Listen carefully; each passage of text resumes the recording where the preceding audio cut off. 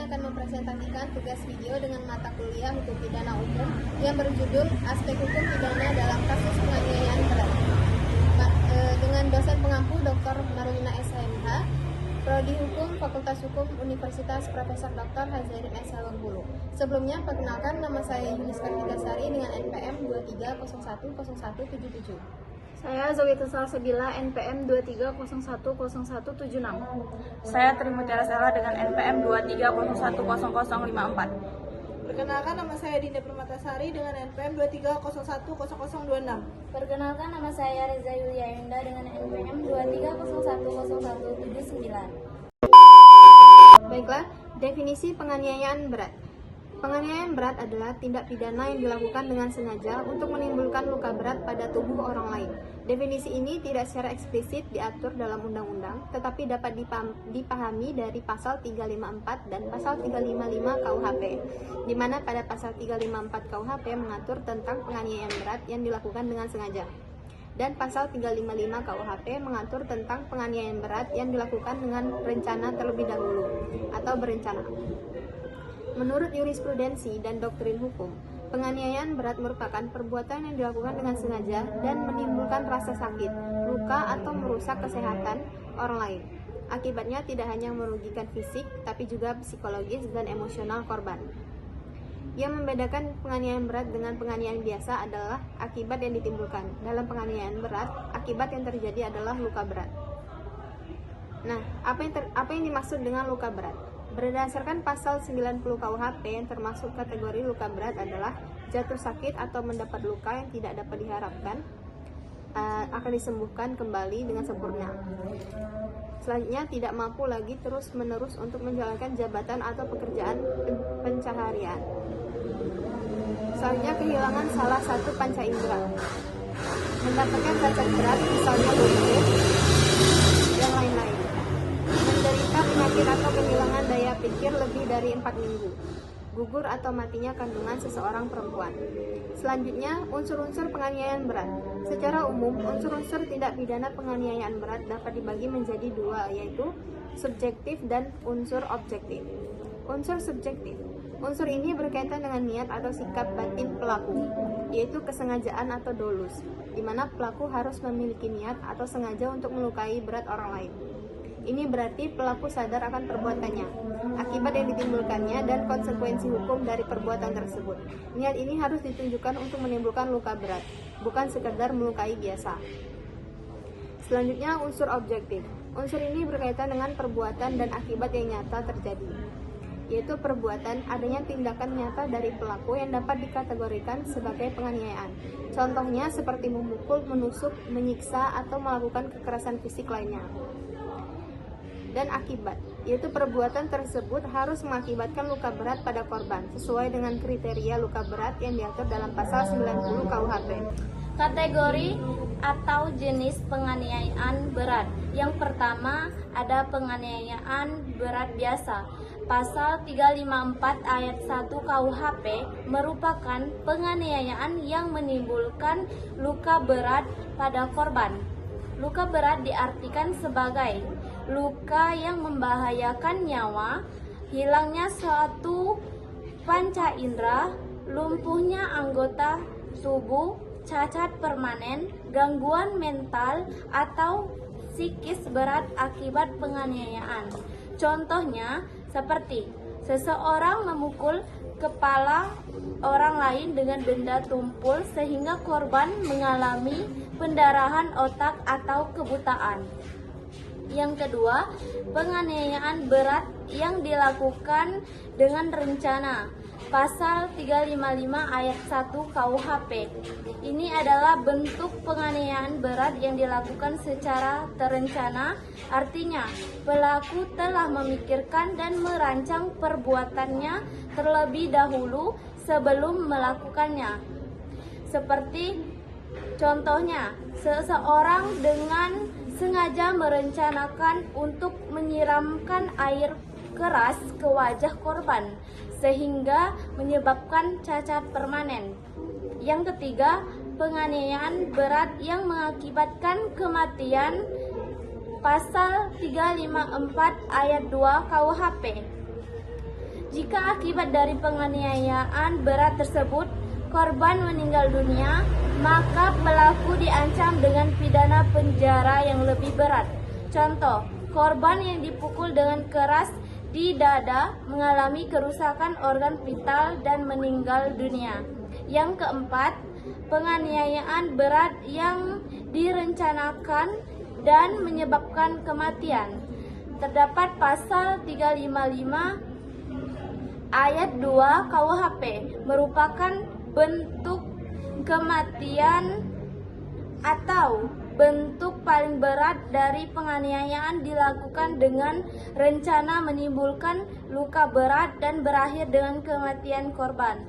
Contoh, pelaku dengan sengaja menyusun rencana menyiksa korban secara bertahap sehingga korban meninggal dunia. Yang kelima, penganiayaan berat terhadap orang tertentu atau memberatkan hukuman. Beberapa faktor dapat memberatkan hukuman. Misalnya, jika penganiayaan berat dilakukan terhadap ibu hamil, anak di bawah umur, pejabat negara saat bertugas dengan menggunakan senjata tajam atau senjata api. Yang keenam, penganiayaan berat karena kealpaan. Terdapat pasal 360 KUHP. Ini bukan bentuk penganiayaan berat yang dilakukan dengan niat jahat, melainkan karena kelalaian yang menyebabkan luka berat atau bahkan kematian. Contoh, seseorang mengemudi secara ugal-ugalan sehingga menabrak pejalan kaki yang kemudian mengalami cacat permanen. Selanjutnya ada pertanggungjawaban pidana. Bagian ini membahas siapa saja dapat dimintai pertanggungjawaban hukum. Sebelumnya saya akan menjelaskan tentang pertanggungjawaban pidana. Pertanggungjawaban pidana adalah konsep hukum yang menentukan siapa yang dapat dihukum atas suatu tindak pidana yang telah terjadi.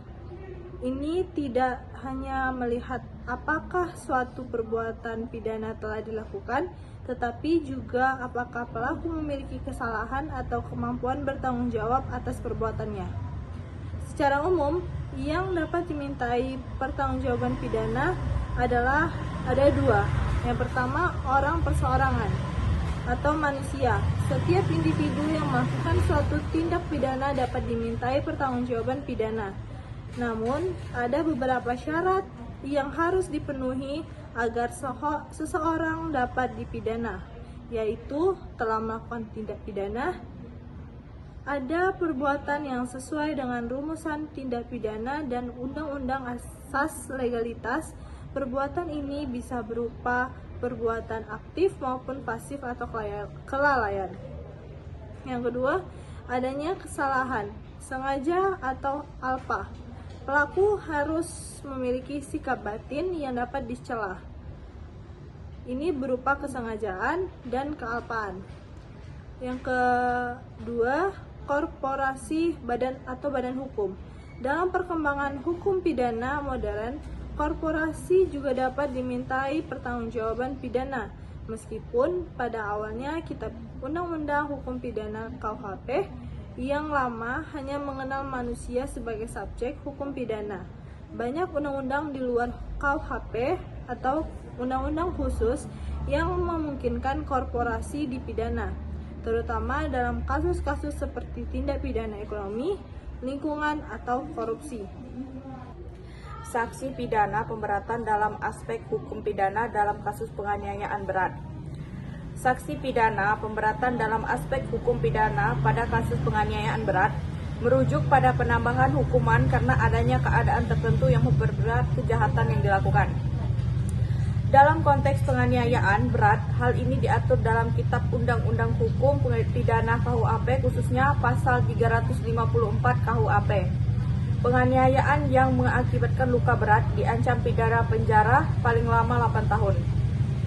Pasal 355 KUHP, jika penganiayaan berat dilakukan dengan rencana terlebih dahulu, maka sanksinya lebih berat, yakni penjara paling lama 12 tahun. Jika penganiayaan berat mengakibatkan kematian, ancaman pidana naik lagi pasal 354 ayat 2, penjara paling lama 10 tahun, pasal 355 ayat 2 dengan rencana penjara paling lama 15 tahun. Contoh pemberatan dilakukan secara terencana, direncanakan dulu. Korban adalah orang dalam perlindungan hukum, khususnya misalnya anak, istri, atau petugas negara. Dilakukan oleh lebih dari satu orang atau bersama-sama. Kesimpulan singkatnya, sanksi pidana pemberatan dalam kasus penganiayaan berat adalah penambahan hukuman berdasarkan keadaan yang memperberat seperti rencana jahat sebelumnya atau akibat fatal yang timbul, dan ini diatur jelas dalam pasal 354 sampai 355 KUHP.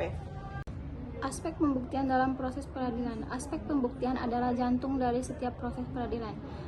Adalah tahap di mana pihak yang berperkara berusaha meyakini hakim tentang kebenaran dalil-dalil mereka. Tanpa pembuktian yang kuat, suatu tuduhan atau gugatan tidak dapat dikabulkan oleh pengadilan. Secara singkat, aspek pembuktian mencakup beberapa poin penting.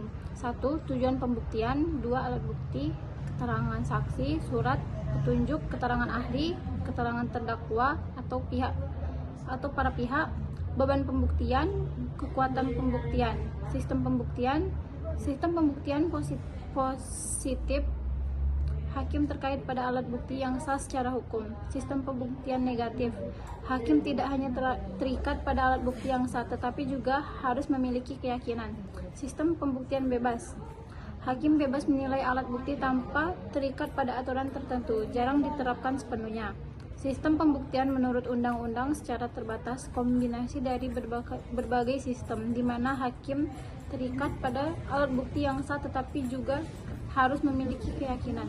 Singkatnya, pembuktian adalah upaya untuk membangun cerita yang koheren dan didukung oleh fakta-fakta yang sah di mata hukum, sehingga hakim dapat mengambil keputusan yang adil berdasarkan kebenaran yang terungkap di persidangan. Sekian presentasi dari kami. Wabillahi taufiq wal hidayah. Wassalamualaikum warahmatullahi wabarakatuh.